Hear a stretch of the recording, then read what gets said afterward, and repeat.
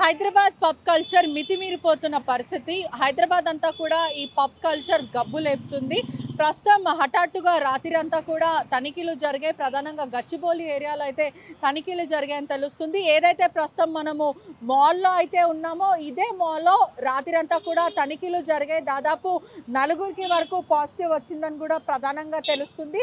ఫ్రాట్ మనం దాదాపు 3 పబ్బులు అయితే కనిపిస్తుంది. Frat house, pub ranch, street bar exchange, 10 down street ఇవన్నీ కూడా ఇదే మాల్లో అయితే ప్రస్తుతం అయితే ఉన్నది. ఇదే కాకుండా హైదరాబాద్ యువత అంతా కూడా మత్తులో తేలుతున్న పరిస్థితి కనిపిస్తుంది. ఆకస్మిక తనిఖీలో దాదాపు నలుగురికి వరకు పాజిటివ్ వచ్చింది. గాంజా మరియు డ్రగ్స్ పాజిటివ్ వాళ్ళు సేవించారంటూ కూడా ప్రధానంగా అయితే తెలుస్తుంది.